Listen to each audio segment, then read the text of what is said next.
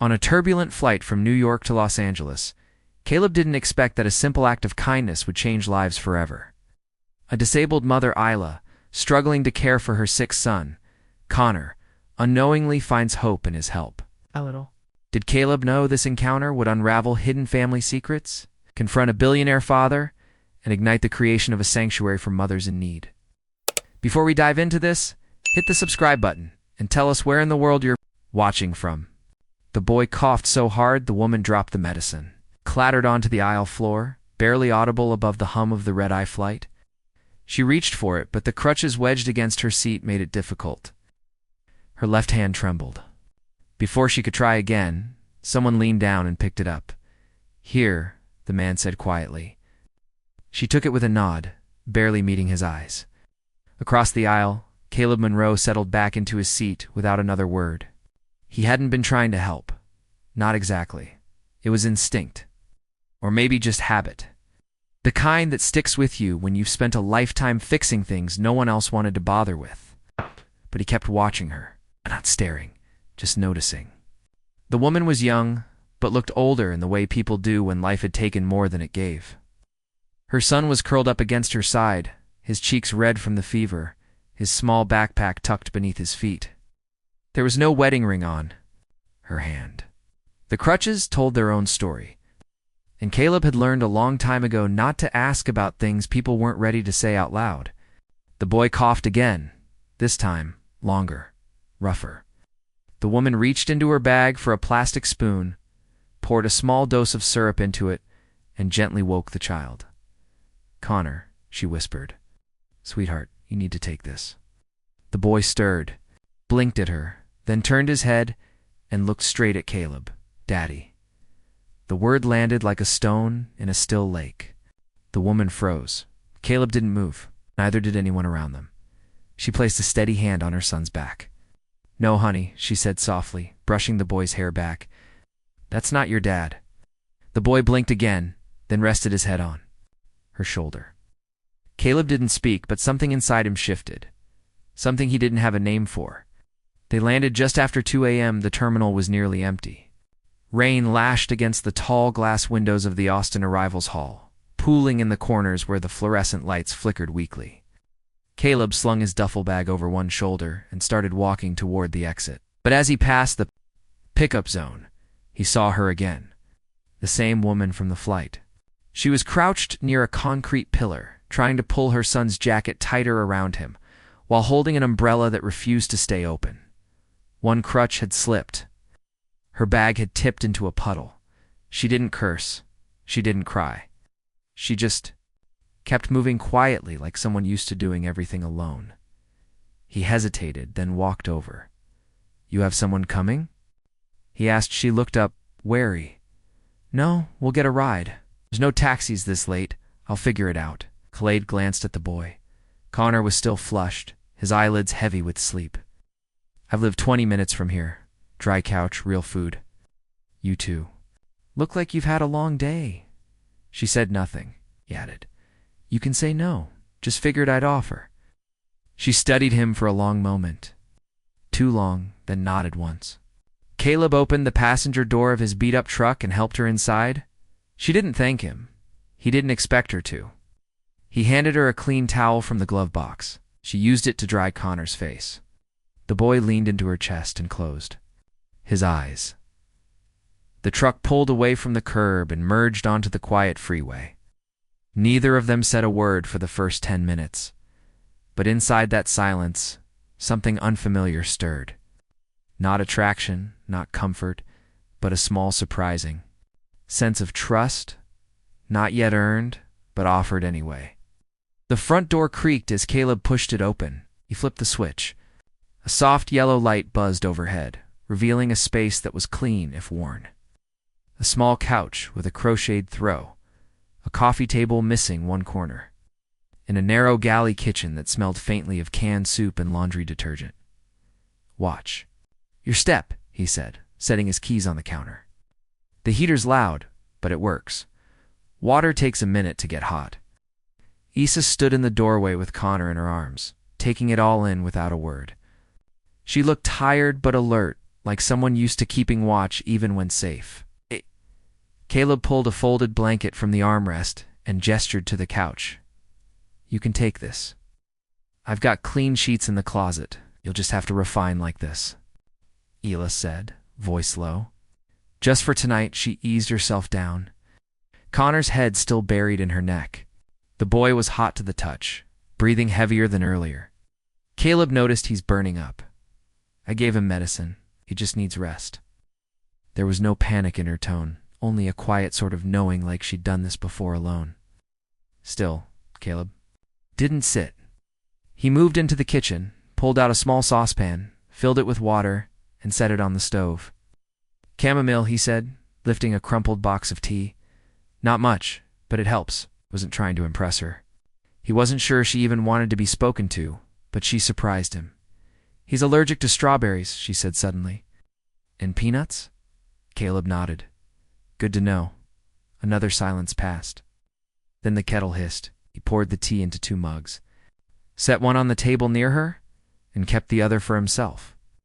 Bathrooms down the hall, clean towels under the sink. You need anything tonight? Just knock on my door. She met his eyes for the first time since they entered. Thank you.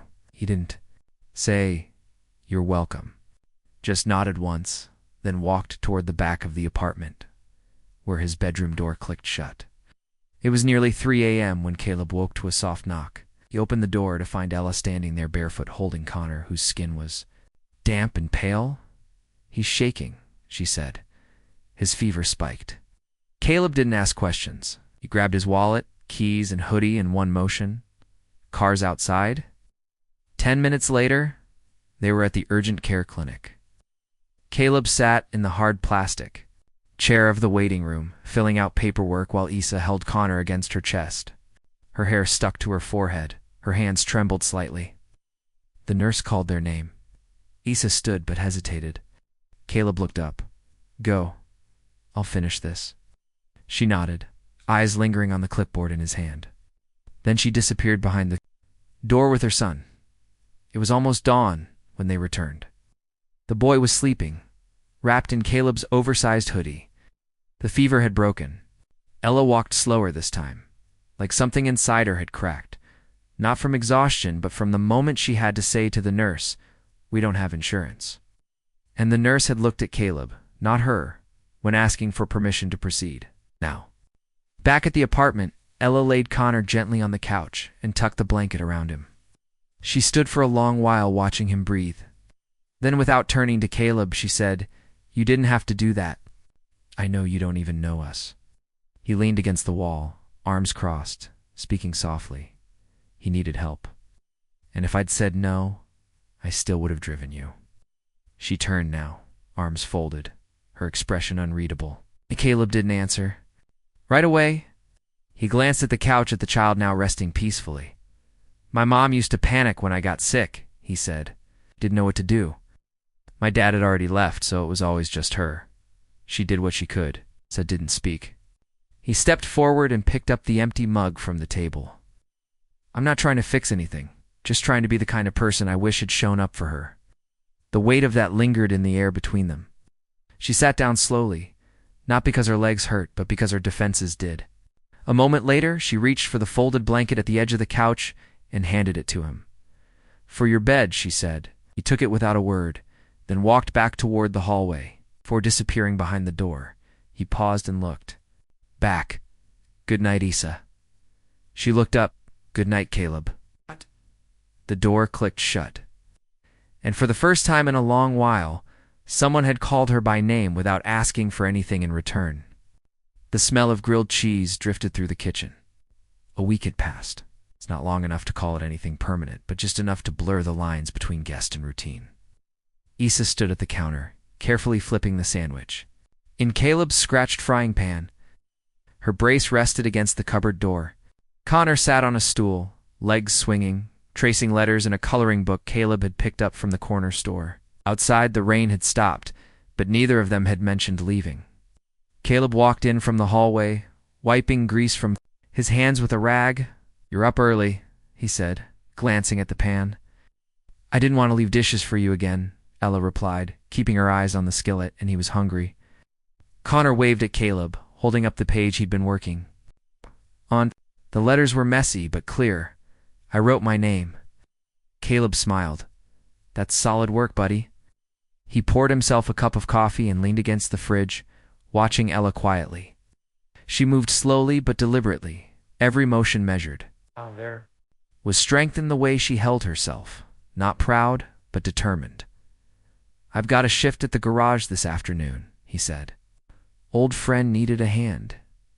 She nodded. Well, be fine. Caleb took a sip. If anyone knocks, don't open the door unless you know them. Neighbor 2 doors down has a barking problem. You'll hear it before you see it. Got it, she said. Later that day, Ella found a small notepad and began making lists. Groceries they hadn't. Replaced laundry that needed drying. The broken drawer in the kitchen that jammed if pulled too hard. She didn't ask for permission. She just started fixing things quietly. In the evening, Caleb returned to find Connor asleep on the couch, in the living room tidied in a way it hadn't been since his mother passed. There was a folded stack of towels. On the table, the broken drawer slid smoothly now. You didn't have to, he said, standing in the doorway. Issa shrugged. I wasn't doing nothing. Caleb placed his keys in the dish by the door. He looked tired, but lighter than usual. It did. You eat, she asked. He nodded toward a takeout bag. Burger, grease, and regret.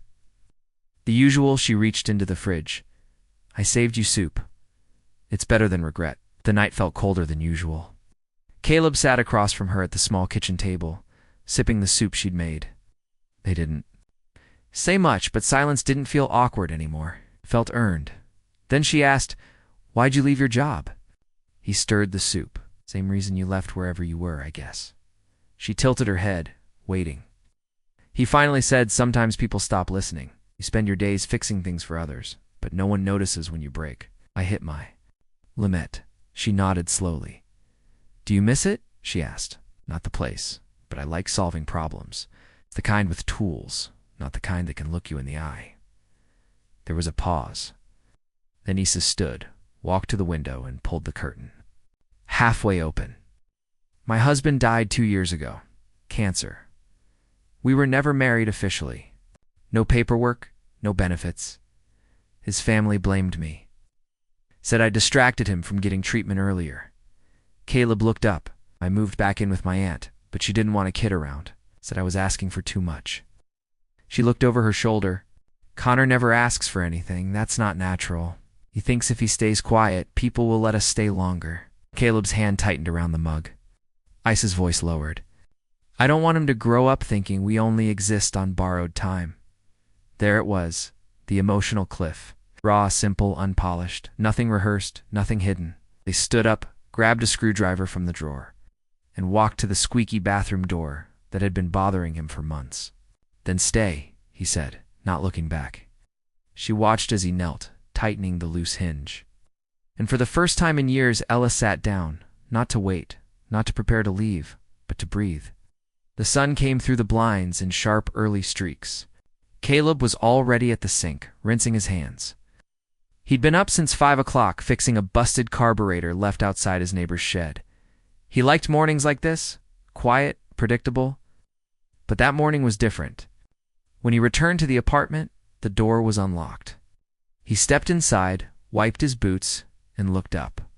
Ella was sitting at the kitchen table, her laptop open in front of her. Her posture was different. Not tense, not defensive, just distant. Connor was still asleep on the couch, tucked under a navy hoodie. 3 sizes too big. Caleb poured himself coffee and said nothing. He knew the look she had. People wore it when something inside them had shifted, when something long buried started. Rising. Do you have a printer? She asked quietly. In the closet under the toolbox. She nodded, stood, and moved slowly across the room. Her brace clicked softly with each step. She plugged in the printer and hit print on the screen. Caleb sipped his coffee. Job application. Issa didn't answer right away. The pages rolled out of the tray, crisp and warm. Paperwork, she said. Medical records, discharge forms, anything that proves I exist. Caleb stayed quiet, but something in her voice made him put down the mug. She walked back to the table and stared at the papers like they might bite. He sat across from her. You trying to get Connor into school? She shook her head. I'm trying. To get us out of the system. Then she looked up slowly, directly, and the distance vanished. You've been kind? You let us stay, but this can't be our life forever. Not yours, not mine. Caleb nodded. I get that. Issa tapped the top page. I've tried applying for things before. Housing assistance, but something's always missing. My ID, my discharge number. No one ever connects the dots. He reached over and flipped the top page toward him. Her full name sat in the header, typed in black ink. Isla Jane read. Caleb froze. He knew that name a moment past, then another. He didn't say anything, but she noticed. What? She asked. He set the paper down gently. I saw that name before. Years ago on the news. She stiffened. Not headlines, he clarified. Not a scandal, just a missing person. Daughter of some real estate guy out west. She disappeared during a humanitarian trip. Her father kept saying she was alive. Issa's eyes didn't move. Caleb kept his voice steady. Same name, same middle name. Silence. Then Ella reached into the side pocket of her bag and pulled out a photo. It was folded and creased, edges worn. She laid it flat on the table. Younger Issa, healthy, glowing, in a dark green dress, standing next to a man in a tailored suit. Behind them, a gala banner hung from marble columns. Red foundation. Global Housing Initiative. That's him, she said. Walter Reed? My father. Caleb looked down at the photo, then up at her. How? And you just left. Issa exhaled. He wanted a version of me that fit on a brochure. I joined a disaster relief mission in Louisiana. Fell in love with someone who had less than nothing. Back, I refused an arranged engagement. We fought, he said. If I left, I wouldn't come back. She paused, and I didn't. Are the rooms still? Connor stirred on the couch but didn't wake. Caleb leaned forward, elbows on the table. Does he know? No. To him, I'm just mom. Someone who keeps breaking things and trying to tape them back together. She looked up again. I wasn't running from him anymore. I was running from what I thought I had to become. Caleb nodded slowly. And now, Issa stared at the papers. Her name, her truth. Black ink on white paper. Now I think it's time to stop pretending I don't exist. Then she smiled faintly. Even if that means I'll have to be found again. That night, Caleb cooked. Not because he had to, but because it felt right. He made grilled chicken and steamed rice, set 3 plates at the table, and turned the porch. Light-on Isley sat across from him, quieter than usual, but less guarded. Connor talked through dinner about airplanes and animals, and why the moon looked sad sometimes. At one point, without prompting, he said, Mom's the bravest person. In the world, neither of them corrected him. After I tucked Connor into bed, she returned to the kitchen to rinse the plates. Thank you, she said, for not making me explain everything. Caleb dried a dish, setting it in the rack. You don't owe me an explanation, he said, but I think you're owed a chance. She looked at him, not quite smiling from the guy with the squeaky hinge and the spare couch. He handed her a towel from someone who's good at fixing what's left behind. They stood in the soft light of the kitchen, neither reaching, neither pulling away. But something was clearer now, not spoken, not assumed, just real, and real was enough. The early autumn air was dry, tinged with the smell of cut grass and distant wood smoke. That Saturday morning, Caleb stood with his hands on his hips, staring at the overgrown lot behind the building. Patches of yellow dandelions clung to the UHL. Edges of old bricks and scattered trash. We'll need gloves, he said. Beside him, Ella was already tying up her hair. She had insisted on joining him and Connor for the neighborhood cleanup effort. Her limp was more pronounced that morning, but she didn't complain. Connor wore an oversized t-shirt and mismatched rubber boots, proudly holding a tiny plastic rake. This place looks like a jungle. Connor grinned. Caleb chuckled. A jungle were about to turn into a garden. They worked slowly. An overturned milk crate. When her legs gave out, Caleb handed her a trowel. Connor buzzed around them like a bee, pulling weeds and proudly declaring every worm he found to be a garden guardian. By noon, they had cleared a small patch enough to plant a single row of lavender. Issa's idea, Why lavender? Caleb asked, brushing dirt from his palms. Esau looked out across the field. My mother used to grow them. She said they keep away what? Doesn't belong? Flies? Fear? Bad memories? He didn't press further, but he noticed the way her fingers brushed the soil, slow and deliberate, as if remembering something only her hands could recall. Later that afternoon, while Caleb carried trash bags to the curb, Issa sat beneath the shade of a maple tree. Connor dozed in her lap, sticky from popsicle juice and sun. She leaned her head back, eyes closed. That's when a voice called out, soft, uncertain. Ella. She opened her eyes slowly. A woman stood a few feet away, short, gray-haired, wearing a faded navy cardigan. Her hands trembled slightly. Ella's breath caught. Miss Lillian. The woman stepped forward, then stopped. I wasn't sure, but those eyes. It had been years, nearly a decade, since Ella had fled the mansion. But Lillian, the housekeeper who once held her hair back when she cried, who taught her how to sew, who used to sneak her honey toast after midnight, was unmistakable. I thought you were dead, Lillian whispered, voice cracking. Everyone did, but he never stopped searching. Issa's throat tightened. He your father, the breeze picked up, rustling the maple leaves overhead. Every birthday, Lillian continued, puts that same photo on his desk, the one from the gala. You in the green dress? I dust it every week. He says nothing, just stares at it like it might answer him. Isa's eyes watered, but she blinked quickly. I left. I told him I never wanted to be found. Yes, and he respected that. But he also never gave up hope. Lillian stepped closer, hesitated, then touched Ella's shoulder. He's dying, Issa. Liver failure. They say weeks, maybe days. But if you ever meant to speak to him, it has to be now. Night, Issa stood at the kitchen sink while Caleb rinsed off Connor's muddy shoes. You okay? He asked. She didn't answer immediately. Then I saw someone today. Caleb looked up. Her hands gripped the counter edge, knuckles white. Old housekeeper. She said my father's still alive. That he never stopped looking. Caleb stayed quiet. He knew better than to fill silence with empty words. Ella turned to him. Her eyes were dry, but exhausted. I thought I had closed that chapter, but now it's back and I don't know what to feel. You don't have to know everything tonight, Caleb said gently. But if there's something left unsaid between you and him, maybe it's not too late. She glanced down the hallway where Connor slept in Caleb's old room. What if going back ruins what we've started here? Caleb shrunk. Or maybe it gives it roots. The next morning, Ella packed a small bag. No fanfare, no goodbyes, just a folded note on Caleb's kitchen table. This time, I'm not running. I'm returning not to be rescued, but to speak my own truth. I'll be back, if you'll still have us.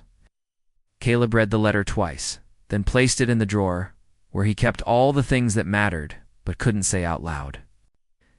Outside, the lavender plants were starting to bloom.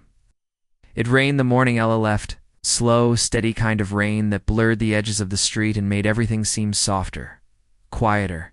Caleb sat at the kitchen table, sipping lukewarm coffee, watching the note she left curl slightly at the corners.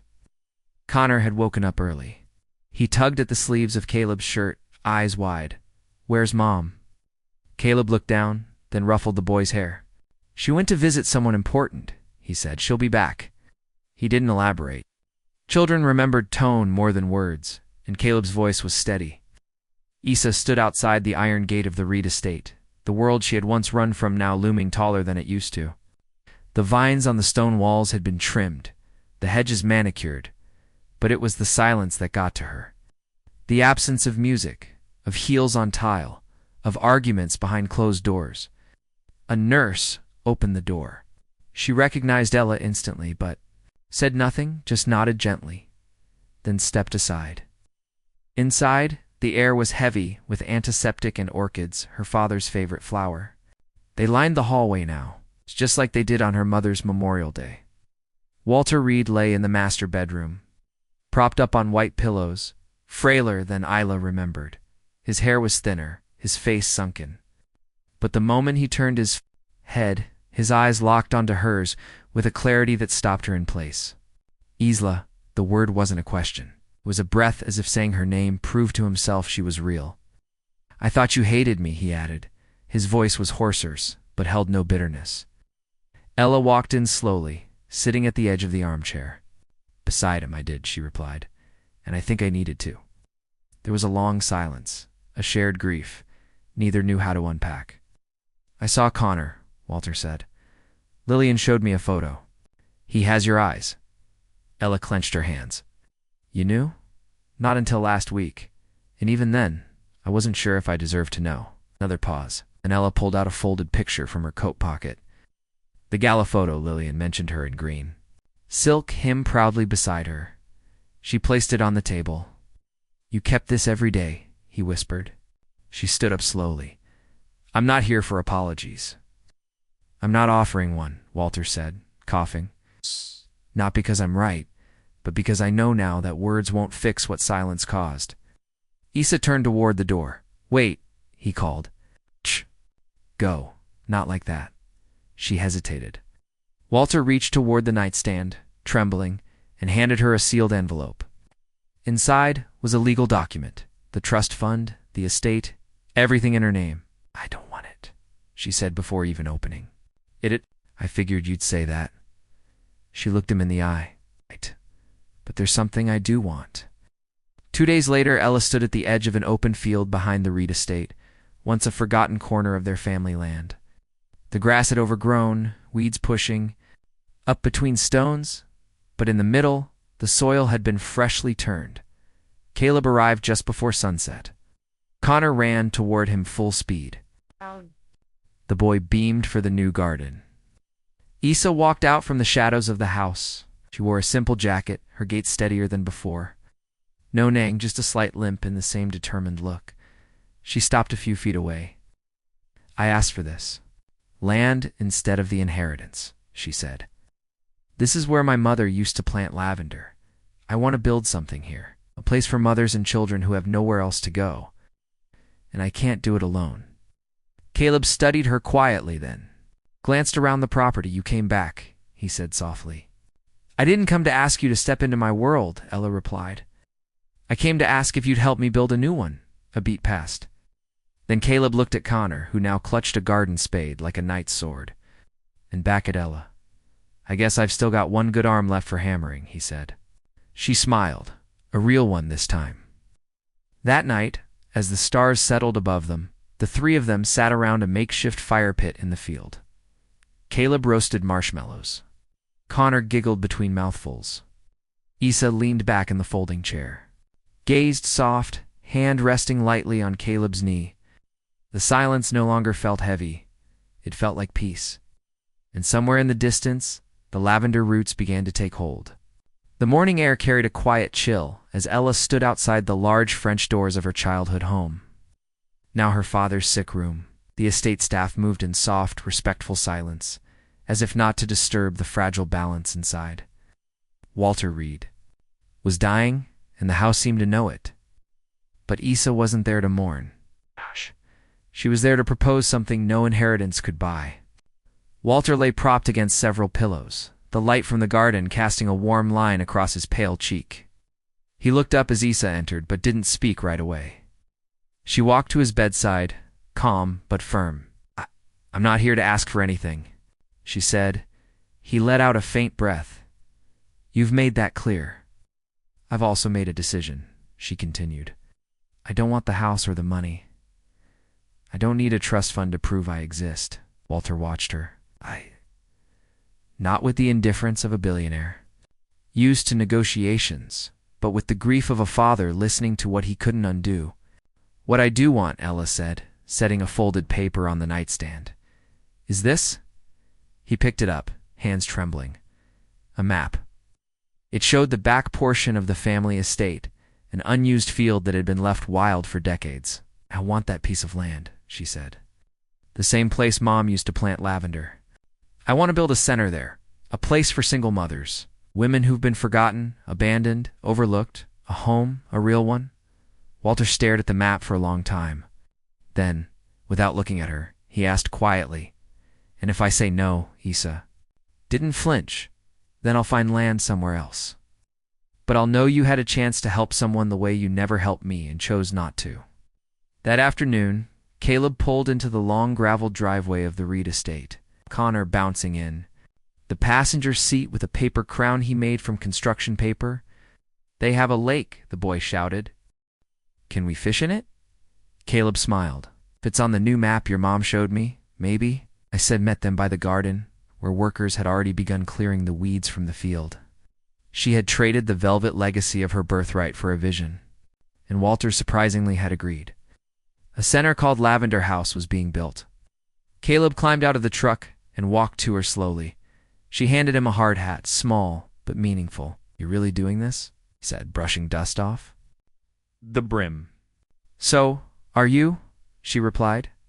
I saw the list of names you added to the volunteer board. 5 guys from the garage. They owe me. He grinned. That evening, in one of the smaller guest rooms that would become a nursery, Issa laid Connor down to sleep. The boy looked up at her and whispered, Will this be our home now? She kissed his forehead. We'll be home for more than just us. As she stepped into the hallway, she saw Caleb standing by the window, looking out at the fading sun. I know this started as a place for others, he said, but I want to make sure you have a room too. Not just for you and me. She leaned against the door frame, exhausted but smiling. I don't want to be taken care of, she said. Not offering that, he answered. I'm offering a seat next to mine. When things get hard, when things get good. When Connor brings home a stray dog and we pretend we don't like it, but end up buying it a bed. She chuckled, wiping at her eyes. I've never had that kind of offer before. You do now? Late that night? Ella returned to Walter's bedside one last time. He was sleeping, shallow breaths, brow relaxed. A single photograph sat on his nightstand. Ella, at age 7, missing teeth, holding a ribbon-wrapped lavender plant. She didn't wake him, but she tucked a new photo beside the old one. A recent picture of her, Caleb and Connor, standing on the edge of the garden. On the back, she wrote, This is what I built with what you gave me, not the money, the courage. Then she turned, walked out, and left the door open behind her. Just a crack. Just enough for a little light to come in. A light rain fell the morning the construction crew arrived. Not heavy, just enough to soften the dry earth and make the wooden planks smell like cedar in memory. Caleb stood by the edge of the lavender field, holding an oversized umbrella in one hand and a clipboard in the other. Behind him, Ella pushed Connor in his old wheelchair, the boy kicking his feet excitedly at the sight of hard hats and machines. Is that ours? Connor asked, pointing at the foundation markers. It's everyone's, Ella said. But yeah, it's ours too. Lavender House didn't rise overnight. It started as hand-drawn plans on napkins in the back of Caleb's repair invoices. It moved to concrete and beams, power drills, and paint rollers. But the soul of it, the soul was made of dinners shared on the floor, bruises from misjudged door frames and long nights where Ella sat by the window whispering to her mother's ghost. I'm building something you'd be proud of. Shh. She didn't know if anyone could hear her, but every time she walked into the room where the first crib would be placed, she could still smell lavender like a promise returning. The opening day came faster than expected. It wasn't a grand event. No press, no speeches, just 3 women from the local shelter moving in with their children. One of them had a bruise fading beneath her right eye. Another held a newborn wrapped in an old towel. Isla met each of them with a warm hug and a single line, You're safe here now. That evening, after helping set up the donated bunk beds, Caleb walked into the kitchen and found Isla crouched by the dishwasher, wiping down a small puddle on the tile. He didn't speak right away, just watched her. The way she moved, the steadiness in her hands, the quiet grief in her shoulders that hadn't quite left but no longer ruled her. You didn't tell me you used your name on the deed, he finally said. She looked up, confused. It says Ella Reed. She blinked. Because that's who I am. Caleb crouched beside her. You're not hiding anymore? No. She let out a breath. I'm not hiding. And I'm not waiting to be rescued. I just want to build something that stays, even if I don't. He nodded, then reached into his jacket pocket and pulled out a small wooden keychain. It was carved into the shape of a lavender sprig, handmade slightly. Crooked, he placed it in her palm. "I don't have a ring," he said. "Not yet. But when Connor called me dad last week, I knew I didn't want to wait for perfect. I just want real." Issa stared at the keychain, then at him. Then she said the most terrifying and healing thing she had said in years. "Then let's be real starting. Tonight, in the back of the house, beneath a tree her mother once planted, Isla and Caleb sat side by side on a worn bench. No one spoke. Connor slept inside. The hallway was quiet. The lavender field swayed like a slow wave under the night breeze. Finally, Issa whispered, "I used to dream of running away from here." "And now?" Caleb asked. She looked at him. "I dream of staying." He took her hand, and for the first time in years, she didn't feel like a runaway or a burden or a secret. She felt like a home. Connor's laughter echoed across the porch as he raised his wheelchair between the flower beds. The front of Lavender House glowed in the golden hue of late afternoon. On the wooden swing, Caleb sat with a toolbox open beside him, screwing in a loose railing. He wore an old hoodie dusted in sawdust, sleeves rolled to his elbows, watched from the doorway, one hand cradling a ceramic bowl of strawberries. She didn't say anything, just stood there, quiet, watching the man who once gave her a ride home without expecting a thing. She walked over, still fixing everything. She asked, offering him the bowl. He took one bit into it and grinned. "Well, someone here refuses to call me dad until the railing stopped squeaking." Issa chuckled softly, then paused. "He called you that again this morning?" Caleb stopped, mid-chew, looked at her. "Did he mean it?" "I think so," she said. It wasn't for attention, just said it like it had always been true. A long silence. Caleb blinked and nodded, then quietly placed the screwdriver down and turned toward the boy. Connor had stopped at the edge of the garden, picking purple petals and humming something tuneless. He looked up and waved. "Hey, Dad, can we build a treehouse someday?" Caleb's throat tightened, but his voice stayed even. "Yeah, buddy, we can build anything. Bye." Later that night, as the house quieted and rain tapped gently on the tin roof, Issa found Caleb in the laundry room, folding a pile of towels too neatly for someone without military training. She leaned against the doorframe. "You're allowed to sleep, you know." He didn't look up, just smiled faintly. "I keep thinking I'll wake up and this will be someone else's life." "It is someone else's life," she said. "Yours, ours." She walked in, took a towel from his hands, and folded it with practiced care. He reached for another, but she stopped him. "I have something," she said. From her back pocket, she pulled out a folded envelope, yellowed, creased, soft at the edges. She handed it to him. He hesitated. "What is it?" "A letter I wrote the night we moved in. I never mailed it." Caleb opened it. The ink had bled slightly, but the words were still legible. "Caleb, if you're reading this, it means we stayed. It means the world didn't end. It means I found someone who showed me that family doesn't have to look like the past. It can look like healing. If Connor ever calls you dad, it's not because he lost something. It's because you helped him build something. Love." Ella Caleb's eyes shimmered, but he didn't speak. Instead, he leaned forward and pressed his forehead gently against hers. No fireworks, no swelling music, just two people breathing in the same moment, finally allowed to rest. The next morning, a man in a black suit and white gloves arrived. At the gate, he carried a briefcase and a quiet urgency. "Mr. Caleb Monroe?" he asked, his voice crisp. "That's me." "I've been instructed by Mr. Walter Reed to deliver this," the man said, handing over a sealed envelope. Caleb furrowed his brow. Issa stepped beside him, her face tightening. She knew that name. Caleb opened the letter. It was simple, only 2 lines. "If she's found peace, I won't interfere. But if she ever forgets who she is, remind her that her name was never a mistake." Walter read inside the envelope was a folded check, blank with Ice's name printed on the top. She stared at it for a long time, then folded it back. Caleb looked. At her, "What do you want to do?" She took a breath, then smiled, soft but sure. "We write our own name now." Caleb nodded. "Then let's teach Connor how to spell it." The morning sun filtered through the windows of Lavender House, lighting up the wood floors and the scattered blocks left behind by a boy who no longer needed to escape his legs to feel free. Caleb stood barefoot in the kitchen, flipping pancakes. He moved without hurry. The pan hissed. A faint tune played from an old speaker.